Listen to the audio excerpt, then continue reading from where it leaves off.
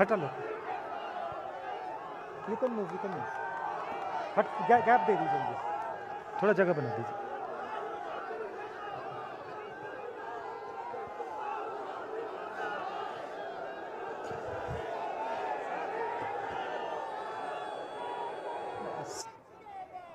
प्रियंका की बात मैं सुन रहा था।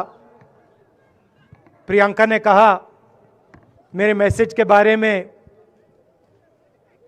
प्रियंका ने कहा नॉर्मली होता नहीं है, मगर मेरे आंख में आंसू आए, क्योंकि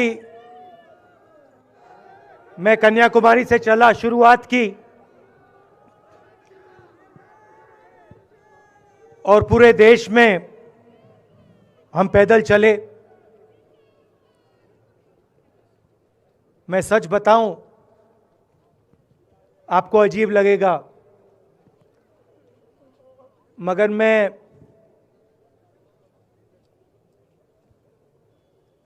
बहुत सालों के लिए हर रोज 8-10 किलोमीटर दौड़ता हूं। तो मैंने सोचा था देश कन्याकुमारी से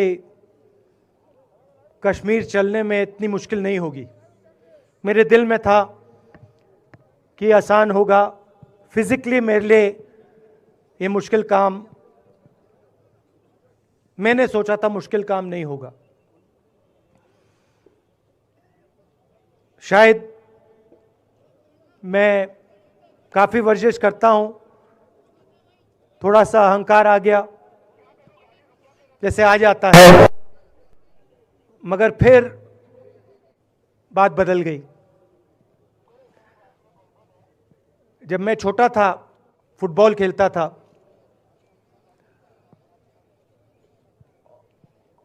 और कॉलेज में जब मैं फुटबॉल खेल रहा था, एक बार मुझे बहुत जोरों से घुटने में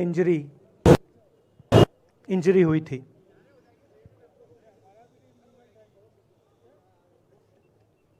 मैं उसको भूल गया था।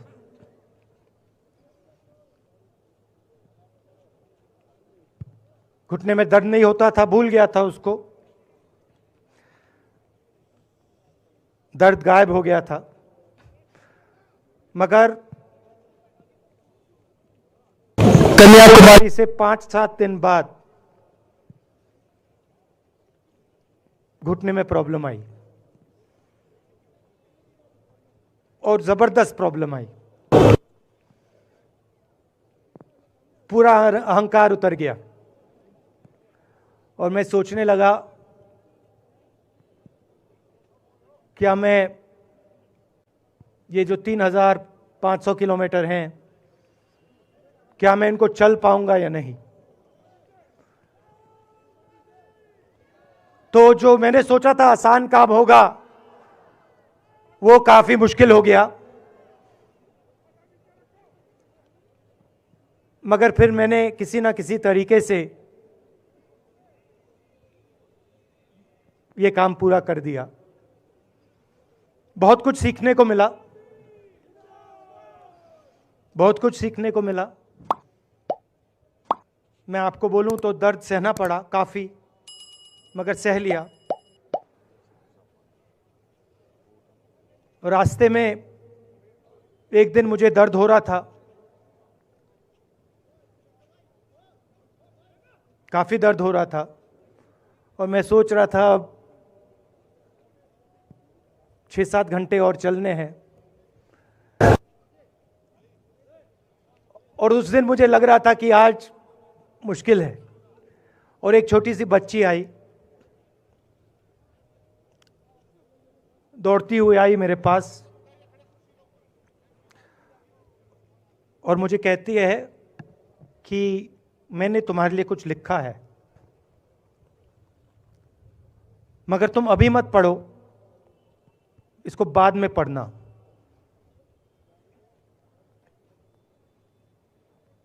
और फिर वो मुझे गले लग के भाग गई। फिर मैंने सोचा अब पढ़ता हूं क्या लिखा है।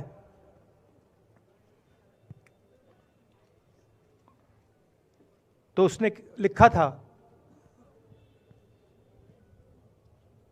कि मुझे दिख रहा है कि आपके घुटने में दर्द है, क्योंकि आप जब उस पैर पे वजन डालते हो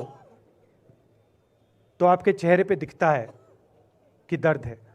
मगर मैं आपको बताना चाहती हूं कि मैं आपके साथ कन्याकुमारी नहीं चल सकती हूं, क्योंकि मेरे माता पिता नहीं चलने दे रहे हैं।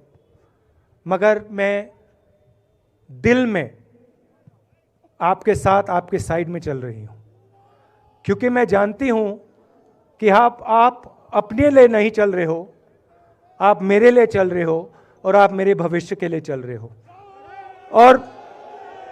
और उसी सेकंड में, पता नहीं अजीब सी बात है, उसी सेकंड मेरा दर्द उस दिन के लिए गायब हो गया। तो फिर मैं कश्मीर की ओर आ रहा था और मैं सोच रहा था कि इसी रास्ते पे मैं नीचे से ऊपर जा रहा हूं। मैं सोच रहा था कि इसी रास्ते से सालों पहले मेरे रिश्तेदार नीचे से ऊपर आए, सॉरी ऊपर से नीचे आए, कश्मीर से इलाहाबाद गंगा की ओर गए। और मुझे ऐसा लग रहा था कि मैं वापस अपने घर जा रहा हूं।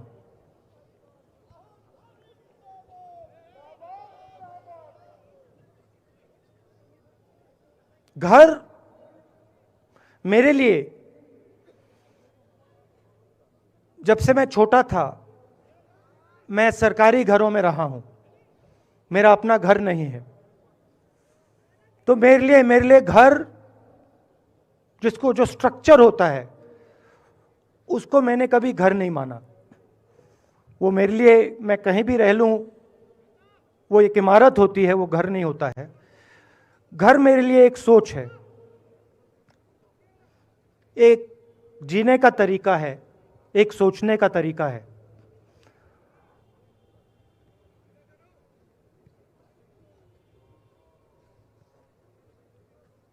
और यहां पे जिस चीज को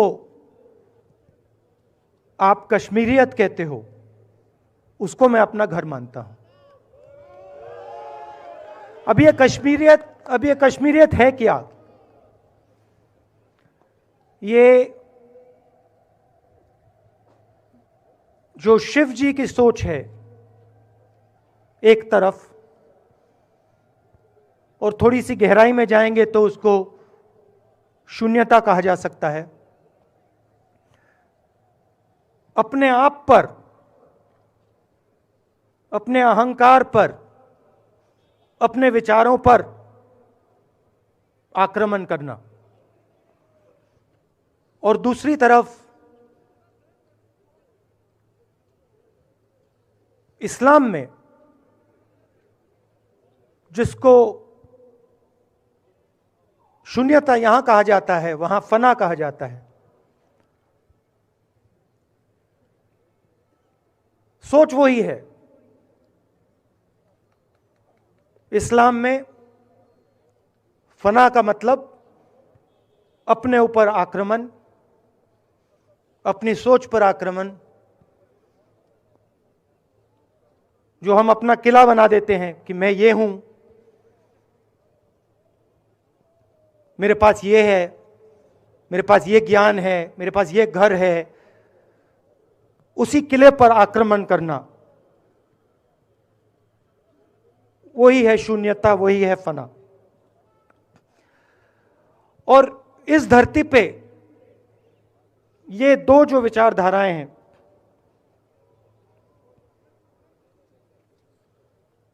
इनका एक बहुत गहरा रिश्ता है, और ये सालों से रिश्ता है, जिसको हम कश्मीरियत कहते हैं।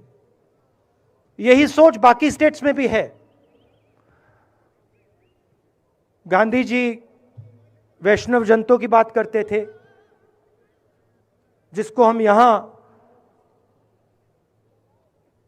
शून्यता फना कहते हैं, उसको गुजरात में वैष्णव जनतो कहा जाता है।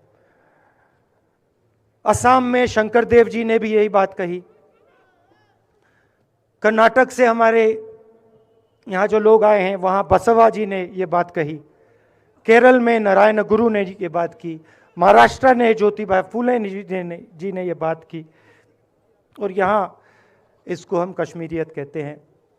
लोगों को जोड़ना और दूसरों पर आक्रमण नहीं करना, अपने आप पर आक्रमण करना, अपनी कमी देखना।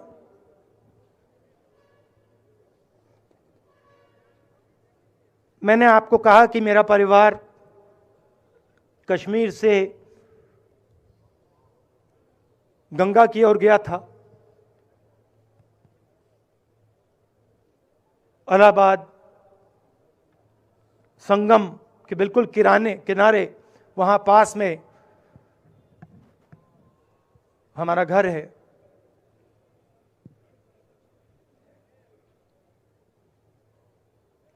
तो जब यहां से वो वहां गए, उन्होंने कश्मीरियत की जो सोच थी उसको गंगा में डाला था। गंगा में ले गए उस सोच को और उत्तर प्रदेश में उस सोच को फैलाया था, जिसको उत्तर प्रदेश में गंगा जमुना तहजीब कहा जाता है।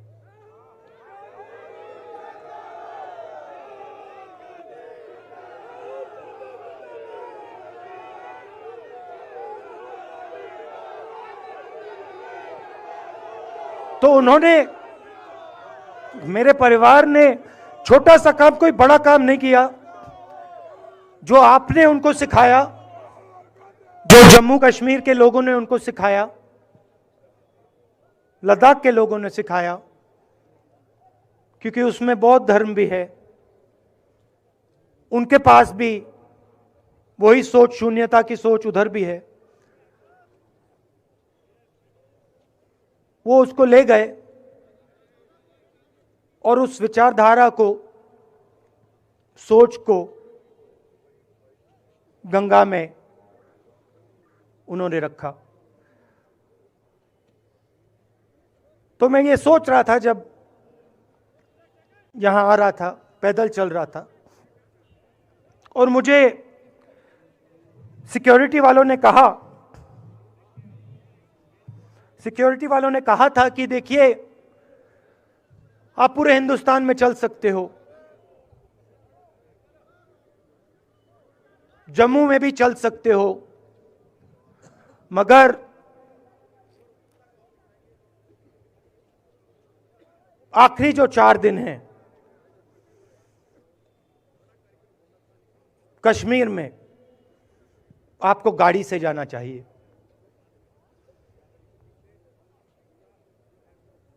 वेणुगोपाल जी ने मुझे कहा पहले, और जो ऑर्गेनाइज कर रहे थे उन्होंने कहा। 3-4 दिन पहले एडमिनिस्ट्रेशन ने कहा कि देखिए, शायद डराने के लिए, कि देखिए अगर आप पैदल चलेंगे तो आपके ऊपर ग्रेनेड फेंका जाएगा। तो मैंने सोचा, नहीं सुनिए, मैंने सोचा कि ऐसे करते हैं, मैं अपने घर वापस जा रहा हूं, 4 दिन पैदल चलूंगा, अपने घर के जो लोग हैं उनके बीच में चलूंगा। और मैंने सोचा कि जो मुझसे नफरत करते हैं उनको क्यों ना मैं एक मौका दूं कि मेरी सफेद शर्ट का रंग बदल दें, लाल कर दें।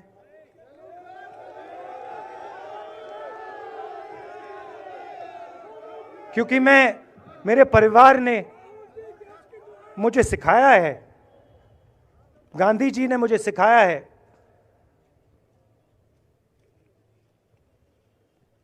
कि अगर जीना है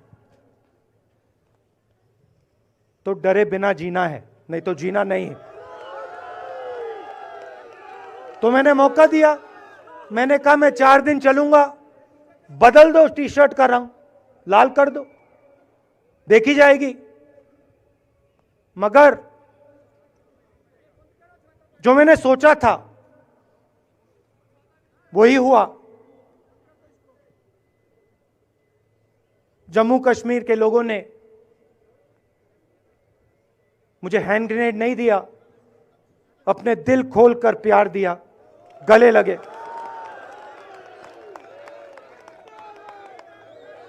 और मुझे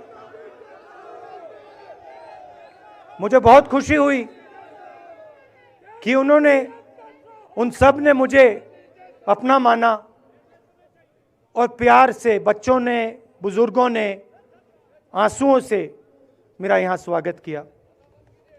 मैं अब जम्मू कश्मीर के लोगों से और जो यहां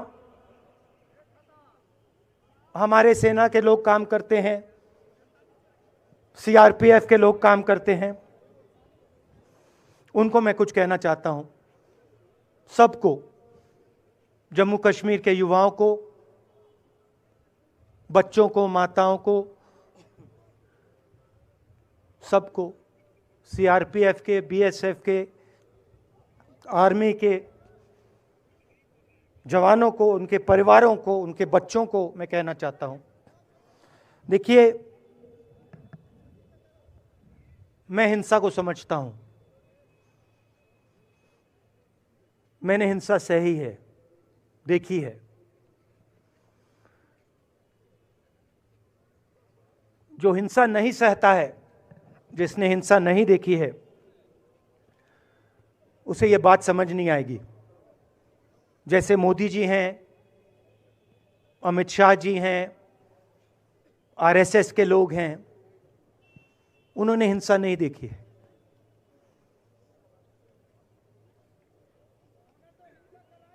डरते हैं, नहीं डरते हैं, देखिए डरते हैं। यहां पे हम 4 दिन पैदल चले, मैं आपको गारंटी देके कह सकता हूं कि बीजेपी का कोई नेता ऐसे नहीं चल सकता है। और इसलिए नहीं क्योंकि जम्मू कश्मीर के लोग, इसलिए नहीं क्योंकि जम्मू कश्मीर के लोग उनको चलने नहीं देंगे, इसलिए क्योंकि वो डरते हैं। खैर, मैं अपने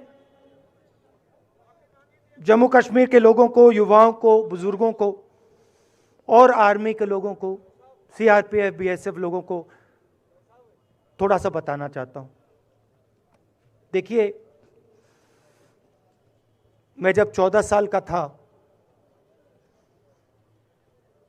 स्कूल में था, सुबह ज्योग्राफी की क्लास में था, मैं पढ़ रहा था, सामने बैठा था और मेरी एक टीचर आई, अंदर आई और उसने कहा, राहुल तुम्हें प्रिंसिपल बुला रहा है। मैं बदमाश था, बहुत बदमाश था जब छोटा था, बहन से पूछ सकते हो क्या क्या करता था मैं, अभी भी करता हूं।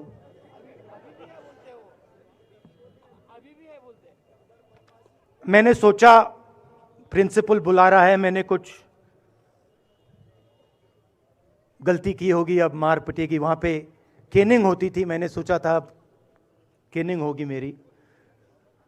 मगर जब मैं चल रहा था, जिस टीचर ने मुझे बुलाया, उसको देखकर मुझे कुछ अजीब सा लगा। और जब मैं प्रिंसिपल के ऑफिस पहुंचा तो प्रिंसिपल ने कहा, राहुल तुम्हारे घर से फोन कॉल है।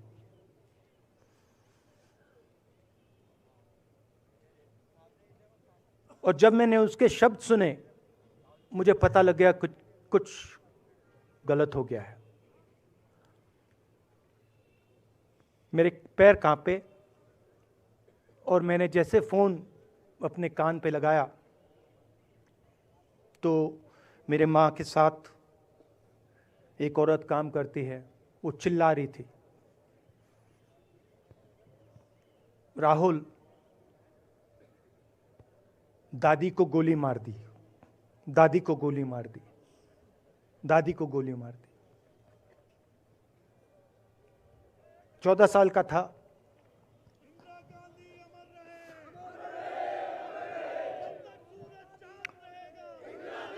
देखिए, ये जो मैं कह रहा हूं, ये जो मैं कह रहा हूं, ये जो मैं अभी कह रहा हूं, ये बात प्रधानमंत्री को नहीं समझ आएगी, ये बात अमित शाह जी को नहीं समझ आएगी, ये बात डोवल जी को भी नहीं समझ आएगी, मगर ये बात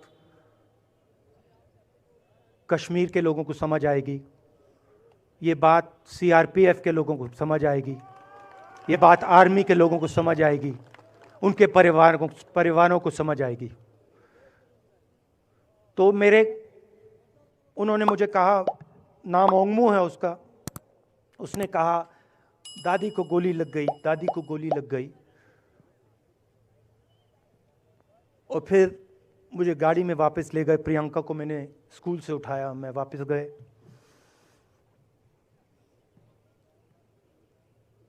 और फिर मैंने वो जगह देखी जहां मेरी दादी का खून था।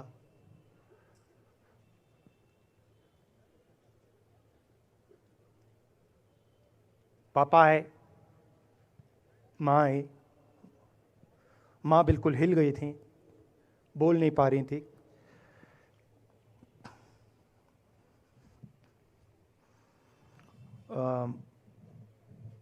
हाँ,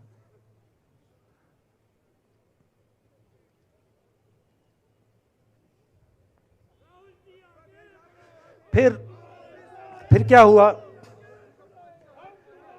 तो जब जो हम लोग हैं जिन्होंने हिंसा देखी है,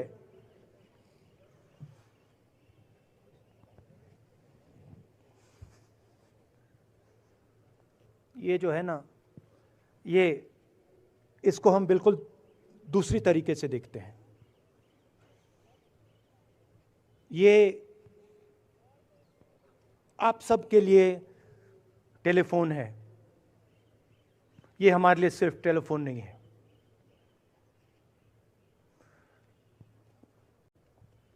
उसके बाद 6-7 साल बाद मैं अमेरिका में था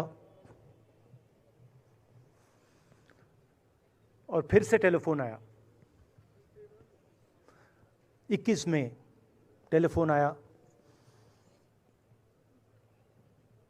जैसे बहुत सारे, जैसे जो पुलवामा में हमारे सैनिक मरे थे, उनके घर टेलीफोन आया होगा। हजारों कश्मीरी लोगों के घर टेलीफोन आया होगा। सेना के परिवारों को टेलीफोन आया होगा। वैसा ही टेलीफोन आया। पिता के एक दोस्त थे, उन्होंने मुझे फ़ोन किया और कहा, राहुल बुरी खबर है। मैंने उनसे कहा, मैं जानता हूँ, पापा मर गए। कहते हैं हाँ। मैंने कहा धन्यवाद, फ़ोन रख दिया। तो मेरा कहना है जो हिंसा करवाता है, जैसे मोदी जी हैं, अमित शाह जी हैं, अजीत डोवल जी हैं, आरएसएस के लोग हैं, वो इस बात को समझ नहीं सकते हैं, वो दर्द को समझ नहीं सकते हैं। हम समझ सकते हैं। पुलवामा के जो सैनिक थे, उनके बच्चों के दिल में क्या हुआ मैं जानता हूं। मेरे दिल में वही हुआ है।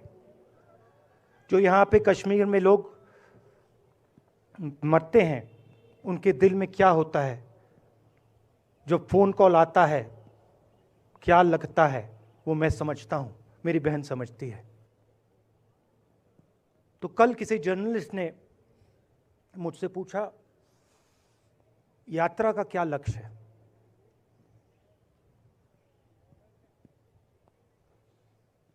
कहा कि यात्रा क्या अचीव करना चाहती है, जम्मू कश्मीर में क्या अचीव करना चाहती है। मेरे उस समय दिमाग में आया, मगर मैंने कहा नहीं बोलता हूं, कल भाषण में बोलूंगा। यात्रा का लक्ष्य है कि ये जो फ़ोन कॉल हैं, चाहे ये आर्मी के हों, चाहे CRPF के हों, चाहे ये कश्मीर के लोगों के हो, ये फ़ोन कॉल बंद हो जाए।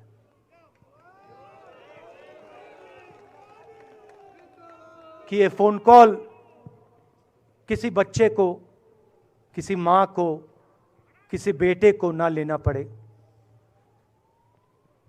मेरा लक्ष्य ये जो फ़ोन कॉल हैं इनको बंद करने का है। अब देखिए, बीजेपी RSS के लोग आक्रमण किस चीज पे कर रहे हैं। मुझे गाली देते हैं, मैं उनका धन्यवाद करता हूं, क्योंकि मैंने आपको शून्यता की बात की, शिव की बात की, उसको मैं समझता हूं और मैं दिल से उनका धन्यवाद करता हूं कि जितना भी वो मेरे ऊपर प्रेशर डालें, जितनी भी गाली लगाएं, जो भी वो करें, उससे मैं सिर्फ सीखता हूं। तो मैं एक प्रकार से उनका धन्यवाद करता हूं। मगर जो मैंने आपको बात बोली पहले, चाहे वो कश्मीरियत है, चाहे वो वैष्णव जंतो है, चाहे वो शंकर देव जी हैं, बसवा हैं, नारायण गुरु हैं, तिरुवल्लुवर हैं जो तमिलनाडु के बड़े पोएट हैं, फूले जी हैं, और जो कश्मीरियत हैं, ये इस विचारधारा पे आक्रमण कर रहे हैं। और ये जो विचारधाराएं हैं, ये इस देश की नींव है, इस देश की फाउंडेशन है। और आपने जो किया, जो यात्रियों ने किया, हम सब ने किया, इस विचारधारा की रक्षा के लिए किया है। मैंने ये काम अपने लिए नहीं किया, मैं ऐसा काम अपने लिए कभी कर ही नहीं सकता हूं। मैंने ये काम हमारे कांग्रेसी मित्रों को ये अच्छा ना लगे, मगर मैंने ये काम कांग्रेस पार्टी के लिए भी नहीं किया है। मैंने ये काम, और हम सब ने ये काम हिंदुस्तान की जनता के लिए किया है। और हमारी कोशिश है कि जो विचारधारा इस देश की नींव को तोड़ने की कोशिश कर रही है, जो विचारधारा इस देश की नींव को तोड़ने की कोशिश कर रही है, उसके खिलाफ हम खड़े हों, मिलकर खड़े हों, नफरत से नहीं, क्योंकि वो हमारा तरीका नहीं है, मोहब्बत से खड़े हों। मैं जानता हूं कि अगर हम मोहब्बत से खड़े होंगे, प्यार से बात रखेंगे, तो हमें सफलता मिलेगी। और उनकी जो विचारधारा है, उसको हम सिर्फ हराएंगे नहीं, मगर उस विचारधारा को हम उनके दिलों से निकाल देंगे। तो आपने, देश की जनता ने हमारा समर्थन किया। हमारी कोशिश है कि हमें, बीजेपी ने एक जीने का तरीका, राजनीतिक तरीका दिखाया है। हमारी कोशिश है कि हम एक और तरीका, जो हिंदुस्तान का तरीका है, मोहब्बत का तरीका है, वो हम देश को दिखाएं। हम देश को याद दिलाएं कि हिंदुस्तान मोहब्बत का देश है, इज्जत का देश है, भाईचारे का देश। तो हमने जो कहा था, छोटा सा कदम लिया है, बड़ा कदम नहीं है। नफरत के बाजार में मोहब्बत की दुकान खोलने की कोशिश की। धन्यवाद। जय हिंद।